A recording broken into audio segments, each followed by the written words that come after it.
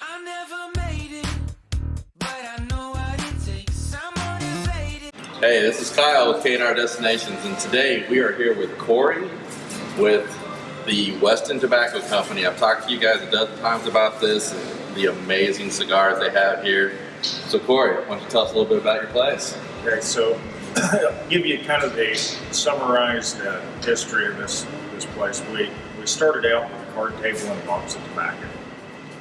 Back in the day, we had a painting company, and we just decided that we wanted to do something fun the rest of our lives. So my second son and I hatched this idea, and we started this shop.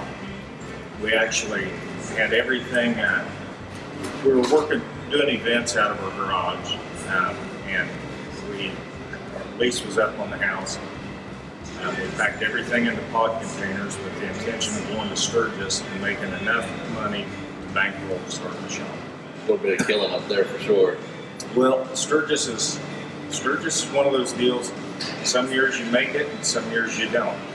So, anyway, we happened to get a good year, and we came back. We had, I think, it was $11,000 when we left Sturgis, and that was just enough to get all the licensing and all that stuff. Yeah, that stuff's not cheap for sure. And to start a cigar shop. So this is our third location in town. We started out on Main Street where the Tin Kitchen is, and we truly had a card table and a box of tobacco. I would have been there every day. Beat areas like that. Then we got a lease on a building from Tom's, which is just around the corner. Great job, Dave. Great job also. That building. Well, the owners of this building, Mary Pepper, she was quite an old lady. I get a little choked up talking about her, but she'd come in. It was probably the second day I was over, and she walked into my shop and she just looked at me and she said, "You're in the wrong building." And I didn't know her from anybody. And I said, and she was 87 then. Firecracker. Oh, she was neat. Anyway, I said, "Well, what building should I be in, ma'am?" And she said, "You need to be in my Burley House down the street."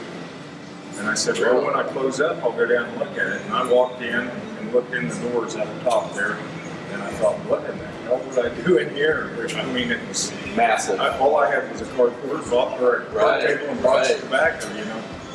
So anyway, as we grew,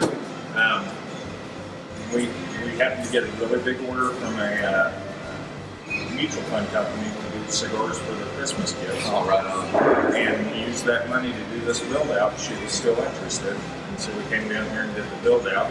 And then over time, well, we've expanded the humidor, a lot of things, but as time went on, my son that started this with me passed away. And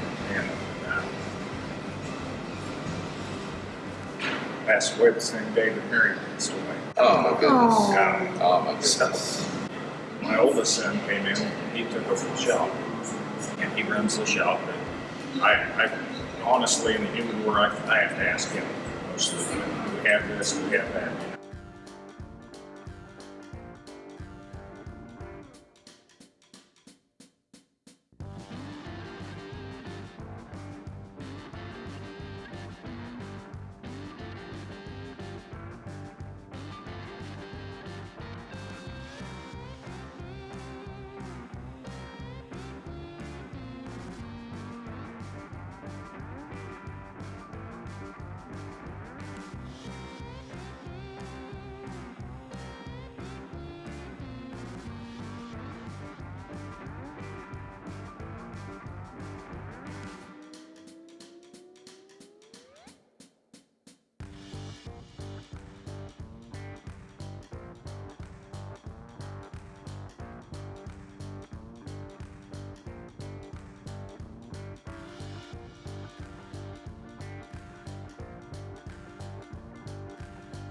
We have started a whole bunch of projects.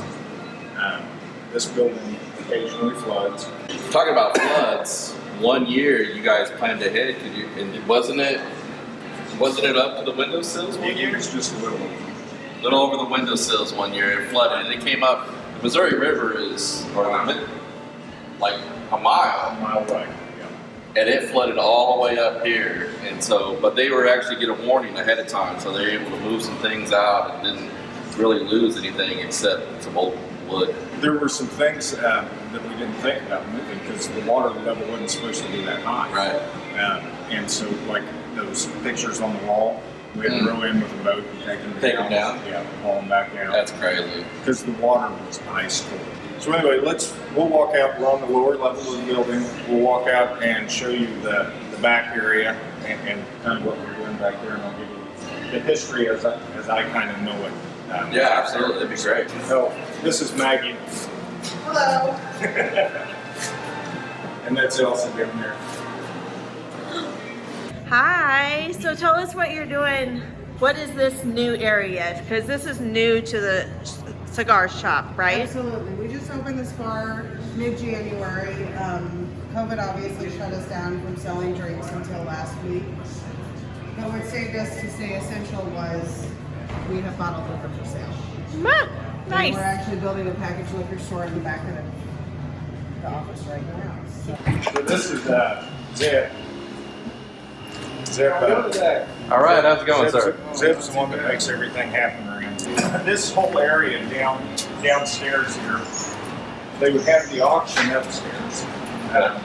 And then, as I understand it, they would bring the tobacco down in the evening to be shipped out. And at one point, it was even shipped out on rail.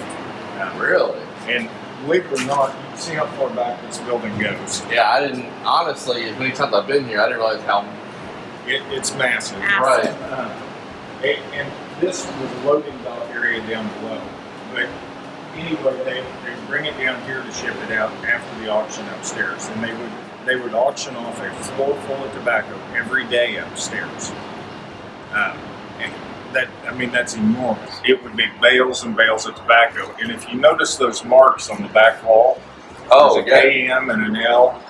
So those were grade marks for certain companies. So like if Philip Morris came in and bought tobacco, as they're buying it, you can shout out this grade. And there's a guy following along tagging tobaccos that go along. And they were selling 2 rows of tobacco, the way I understand it, and just walking at a steady pace. And they were selling bales on each side, so you can imagine how fast all that was happening. Yeah, exactly. But anyway, it'd be brought down, sorted into their grades, stacked up and ready to ship out. That's insane. So, of course, you can see the dirt on the floor and stuff. So we're really just getting to cleaning up from the last flood. This is still from the one we were just talking about. Yeah. Really? Yeah. My goodness. This whole area had become a storage point for things that they no longer used. That had become obsolete in the process or whatever. And like these are a couple of scales. These cards. Oh, these are the old cards they use for the bales? So, yeah, they refer to those as duck bills. And what would happen is they would have a basket of tobacco and they would slide the card under it, lift it up, and they could go wherever they wanted to with it. Wow. Nostalgia. And what we're trying to do as we do this is to preserve the history of the old building. That's awesome. There were a lot of fortunes made and lost in this building. I can imagine. It was really, really incredible. Get the full. So the old tractor there was an old tobacco setter. Wow. That they would use. And this is the old dock you're referring to. They would bring stuff down and load here, and the trucks would just back up to it. The little shed over here, as I understand it, was the government office back in the day. They had a price support for tobacco, and what they would do is if it was selling below a certain price, the government agents would buy it. That was their area back here. The old barrels that you see up there are called hogsheads. At one point in history, that was packed in hogsheads.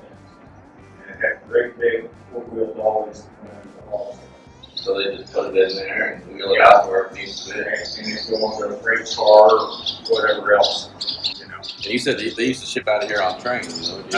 Yeah, the railhead is actually that center door up there. And there's still an old track that comes right to it. Really? Yeah. What's the final picture of the intent of everything down here? Just kind of. At this point, this would have to clean. Right.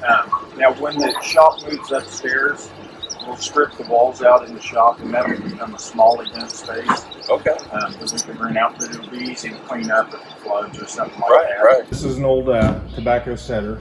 Wow. So they would ride on this, drop the tobacco in, the tobacco plants, and it would plant the tobacco plant as they went down through the field, and it would also drop a shot of water in with it. They're getting this. So you're gonna kind of turn this into kind of a museum-ish We're kind gonna have a museum, but we're probably on that 5-year plan. Oh, right on. We want to get the shop built out over there, Okay. and then off the side of the shop we'll have a museum that people can go through, and then part of that may be outside the tractor and the setter and that kind of stuff. Yeah, that's way cool. Yeah. Get those cleaned up and displayed Yeah. would be way cool. Yeah, we've pretty well got a little bit of everything that they used to use. Yeah, I'd say. And- Well, I mean, I don't know, but I think. I'm sure we're missing something, but and while we're standing back here, the little shed there, that is a scale house as well. We're going to restore the scale house, but we're going to insulate it and put the tappers in the side of the scale house, and that's where we'll serve our beer from. It's the scale. So back here, these white styrofoam things. This is how they would start the tobacco plants. There's Oh, really? So there's Yeah. little. So they would wow. fill them full of dirt, and there's a little machine that sorts out the seeds and puts one in each one of these slots. Seriously. And then it's a hydroponic system. Right. They float it, and when the plants get up, then they would set these on the setter, drive along, and they pull the plant out and drop it down. But and that's the process they use here. It's always similar, but like with cigar tobacco, they're not stock technical tobacco. They're going through, and they're also not using setters. They're still planting by hand. Really? Most of the places down there, like Oscar. So Oscar still farms with oxen. Wow. And I asked him, I said, Oscar, why don't you buy a tractor? And he said, well, I'd have to lay like 50 people off. Okay. So they are very, very devoted. When you're smoking these cigars, you have to realize how devoted these manufacturers are to the people of their country. And it's amazing because they are very, very devoted and just simply want to help the people in their country. That it just kind of warms your heart. That's it's awesome. Pretty neat. That just puts a whole different perspective on when you get just as simple as a cigar. Yeah. The amount of manpower that actually was involved in the creation of this. Absolutely. Well, and the very cool thing is, in this facility, we're trying to blend the two cultures together because this was for the production of cigarette tobacco and that kind of thing. So we're trying to preserve the history of this, yet bring the cigar culture into it, and it's working really well. Pretty much guarantee I'll be here along the way just to Yeah. watch it. Do you imagine keeping the rustic feel? The rustic feel? Mm-hmm. Well, yeah, we're redneck. Fair enough. What else would we do? This is where we decompress. Come up for weekends and just hang out and go downstairs, and I can sit down there and drink and smoke all day long and just. Well, and the cool thing about something like this, like cigar shops and the cigar culture, is you can have everything from something like this to fancy like Outlaw. Oh, and, yeah. and there's a place for everybody. Oh, absolutely. Whatever your vision is, there's a market for that. And it's really cool. As a broker, I get to go into all these different shops, and I've got shops that are very high end and members only, and you have key cards to get in. I think there's one of those on the plaza. Yeah. Beeples has got Yeah. it set up. Neat lounge. I mean, it's I've seen really it from, they got Yeah. the glass, and I walked by and I told her I would love to stop in there one day just to kind of take in the ambiance, I guess. And you should. And he's got, like in the front area, men's gifts, and I mean, there's everything you can imagine that, knickknacks that a guy would want. Cigar shops really kind of express the personality of the owner. But earlier we were talking about Tobacco Fest, which is October 17th Uh-huh. this year. Want to tell us a little bit about that? Well, that was an idea Colton and I and a guy uptown dreamed up. If you notice on the Tobacco Fest coins, it makes you an official Weston Cigar Aficionado Club member. And now it's a tradition. It's a huge production. It takes me all week to get ready for it. I cook all of the food for it. We're limited to about 500 people, though, right? Right. Is that... Yeah. So every year we do some throwback to Colton. Got it. Willy Wonka and the Chocolate Factory. Golden ticket. And he's like, "What the hell are you talking about?" And I said, "We're going to sell the golden ticket." So when you come, you get 3 cigars. You're going to get a meal at noon. You're going to get a Tobacco Fest T-shirt. What else is there? Huge discounts on everything for the day. I mean, it's insane. We do 10, 20, and 30% off. We always limit it to 5 vendors as far as cigar vendors, because we want them to have a great day too. Yeah, We don't want to water it down. But you can mix and match your boxes to get your discount level up. So you can buy from General or Southern Draw or Oscar, and you buy one from all of them, your discount went 30% off. Everybody, Tobacco Fest, October 15th. 17th. 17th, October 17th. Mayberry is the 15th. 15th is Mayberry. And do not wait to get your memberships, because it will be a sellout this year. Now, do they have to come here to get the memberships, or can you call? You can call and we'll call mail in them out. Yeah, and mail them out to absolutely. you. So you can do it either way. We've already got ours, but it'll be totally worth it. I mean, if you guys can get out here to it, definitely. And as far as cigars go, during this pandemic, they were doing curbside, but they also ship out. And do you ship nationwide, or? Yeah, we'll pretty well ship anywhere. There are a few states like Colorado and stuff like that you have to kind of not ship to. That's understandable, man. Man, I appreciate it, man. Yeah. Thank you so much Yeah. for your time, man. So, you know, you can't have a cigar without a good. What do we have here? Templeton Rye. Good old rye whiskey. And the only way to drink it is neat.